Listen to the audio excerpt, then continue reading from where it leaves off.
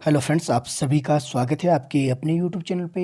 आज करने वाले हैं साइकोलॉजी के कुछ इंपॉर्टेंट क्वेश्चन देखने वाले हैं। 10 से 12 क्वेश्चन हम इस वीडियो में देखने वाले हैं।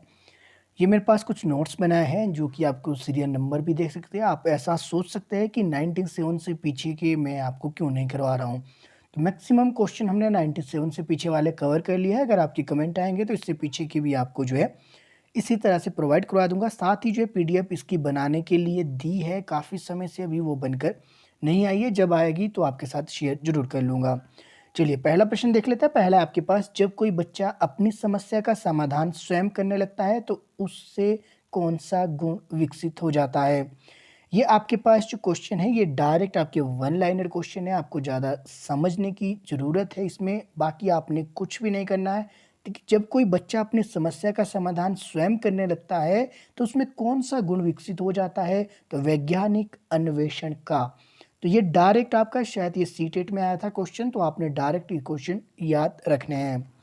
आप चाहे तो इसके नोट्स भी बना सकते हैं। डेली अगर आप 10 से 15 क्वेश्चन मैं बता रहा हूँ, अगर आप उसके नोट्स बनाते हैं तो धीरे-धीरे आपके खुद के नोट्स तैयार हो जाएँगे। समस्या समाधान वह प्रतिमान है जिसमें तार्किक चिंतन का जो है क्या पाया जाता है? निहित होता है। तार्किक चिंतन जिसमें निहित होगा वो आपका क्या है? समस्या समाधान वह प्रतिमान है जिसमें तार्किक चिंतन आपका जो है निहित होता है। ये एक स्टेटमेंट है। ये किसने दी है? तो ये आपकी स्टैनले हॉल ने दी है। इम्पोर्टेंट है, स्टैनले हॉल की जितनी भी स्टेटमेंट्स रहती है आपकी एग्ज़ाम के लिए काफ़ी इम्पोर्टेंट है, इसलिए मैंने ये नोट्स में बनाई है। आगे आप क्या है, सीखना विकास की प्रक्रिया है, यह कथन किसका है? सीखना विकास की प्रक्रिया है, यह कथन किसका है? ये जितने भी आपके कथन हैं, जितने भी आपके मनोवैज्ञानिक रहे हैं, प्रसिद्ध मनोवैज्ञानिक रहे हैं, उन्होंने जो कथन दिए हैं मनोवैज्ञानिक तौर पे साइकोलॉजी के चाइल्ड सेंटर साइकोलॉजी की अगर हम बात करें तो ये सभी इम्पोर्टेंट हो जाते हैं। तो ये किसका कथन है? तो सीखना विकास की प्रक्रिया है, ये कहा था आपके वुडवर्थ ने। इम्पोर्टेंट है, याद रख लीजिएगा। सीखने के उद्दीपक अनुक्रिया सिद्धांत के मुख्य प्रतिपादक कौन है? तो सीखने के जो उद्दीपक यानी कि उद्दीपन के जो अनुक्रिया सिद्धांत के प्रतिपादक आपके कौन है? तो ये आपके थॉर्नडाइक है। और थॉर्नडाइक ने आपकी कौन-सी थ्योरी दी है?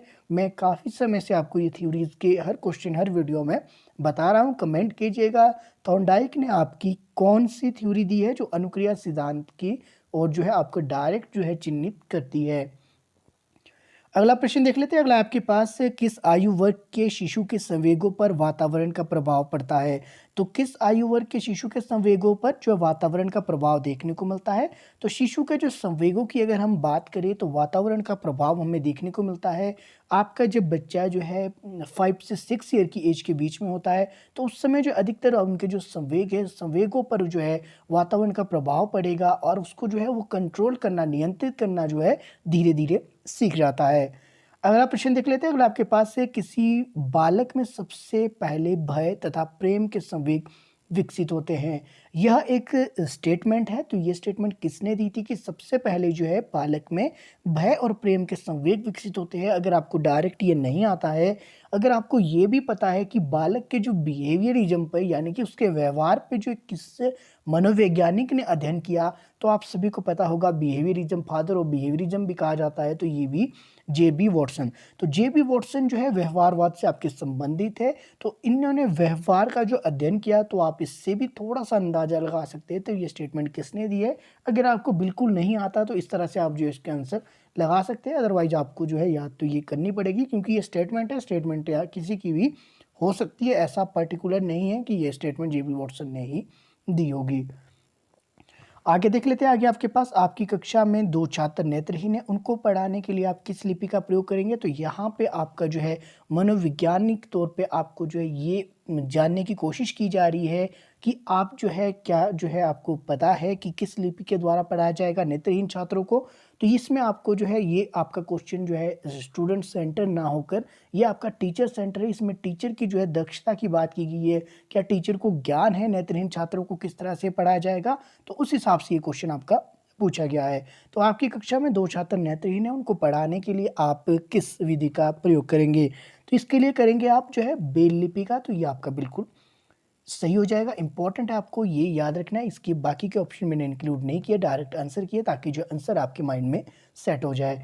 आगे देख लेते हैं, अगला प्रश्न की ओर चलते हैं। यदि आप एक शिक्षक हैं तो विशेष आवश्यकता वाले बच्चों को शिक्षा कैसे उपलब्ध करवाएँगे? क्वेश्चन बिल्कुल सिंपल है कि आपकी बात की गई है, ये मान लीजिए कि अगर आप एक शिक्षक हैं, तो विशेष आवश्यकता जो स्पेशल नीड जो आपके चाइल्ड होते हैं, उनको शिक्षा आपको कैसे उपलब्ध करवानी चाहिए या फिर कैसे उपलब्ध कराएँगे? अगर आपको ध्यान हो समावेशी शिक्षा की बात की जाती है, तो समावेशी शिक्षा में क्या कहा जाता है कि सभी को जो है एक समान शिक्षा प्रदान की जानी चाहिए। तो उसी आधार पे इसका आंसर की बात करें जहाँ ये क्वेश्चन आया था, किसी क्वेश्चन पेपर में आया था, वहाँ से ये मैंने नोट डाउन किया है। तो इसमें कैसे करवाएँगे? अन्य सामान्य बच्चों के साथ, यानी कि सभी के साथ जो है उसको शिक्षा प्रदान करेंगे, उसको शिक्षा का जो है अवसर प्राप्त करेंगे, जो कि आपके समावेशी शिक्षा का एक महत्वपूर्ण पहलू भी है, इसको भी आप याद रख लीजिएगा। आगे चलते हैं आगे आपके पास मोंटेसरी प्रणाली का विकास किस प्रकार के बालकों के लिए किया जाता है? तो मोंटेसरी जो आपकी प्रणाली है, मोंटेसरी मेथड है, तो ये आपका जो है ये किस तरह जो इसका जो विकास प्रणाली है, किस प्रकार के बालकों के लिए ये जो है प्रयोग किया गया है? तो ये मंदबुद्धि और सुविधाहीन बालकों के लिए जो मोंटेसरी मेथड आपका जो है डेवलप किया गया है, तो ये आपने डायरेक्ट इसको याद रखना है। आप सभी को पता होगा मंदबुद्धि बालक का जो आईक्यू लेवल कितना होता है, सामान्य बुद्धि बालकों का कितना होता है, विशिष्ट बालक होते हैं उनका कितना होता है, तो ये आप सभी को आई होप पता होगा। अगर नहीं है तो फिर भी मैं बता देता हूँ। सामान्य की अगर हम बात करें तो 90 से लेकर 120 तक ऐसा कहा जाता है कि जिनका आईक्यू 90 से 120 है वो आपके सामान्य बुद्धि वाले। वहीं आपका 140 से ऊपर अगर हम बात करें तो विशिष्ट बालक होते हैं। इसके अलावा जो मंदबुद्धि की बात करें तो जिनका आईक्यू आपका 70 से नीचे होगा वो आपके जो है मंदबुद्धि बालकों में गिने जाएंगे। अगला प्रश्न की ओर चलते हैं। अगला है आपके पास व्यक्तिगत भिन्नताओं को समझने का प्रयत्न सबसे पहले किया था। तो यानी कि इंडिविजुअल डिफरेंस को जो समझने का जो सबसे पहले प्रयत्न है किस मनोवैज्ञानिक द्वारा किया गया? इंपॉर्टेंट क्वेश्चन है। इंडिविजुअल डिफरेंस से आपके क्वेश्चन हमेशा देखने को मिलते हैं। तो ये किसने किया था? तो ये गॉल्टन द्वारा किया गया था। इंपॉर्टेंट, इसको आपने याद रखना है। अगले प्रश्न की ओर चलते हैं। अगला आपके पास बालक अपने चारों ओर जिन वस्तुओं और परिस्थितियों को देखकर जो चिंतन करता है वह होता है। तो बालक अपने चारों ओर जिन वस्तुओं और परिस्थितियों को देखकर जो चिंतन करता है वह क्या होता है? तो यानी कि जो बालक है वह अपने चारों ओर जो देख रहा है, सुन रहा है, परिस्थितियों के अकॉर्डिंग उसको जो समझने की कोशिश कर रहा है, उसके द्वारा उसको जो है चिंतन उसका जो है कारण बन रहा है चिंतन का। तो वो किस तरह किस आधार पे कर रहा है? तो प्रत्यक्ष तौर पे जब वो देख रहा है वस्तुओं को, परिस्थितियों को समझ रहा है, क्योंकि उसके आस-पास की बात की जा रही है, उसके चारों ओर की बात की जा रही है, तो वो किस तरह का जो है आपका चिंतन कहलाएगा? तो ये प्रत्यक्षात्मक, यानी कि प्रत्यक्ष तौर पे जो उसने चारों ओर देखा, जिन वस्तुओं और परिस्थितियों को देखा, समझा, उसके बाद जो है वो चिंतन कर रहा है, तो प्रत्यक्षात्मक चिंतन आपका वो कहलाएगा। तो ये आज की वीडियो में आई होप ये 10 से 11 क्वेश्चन हो चुके हैं।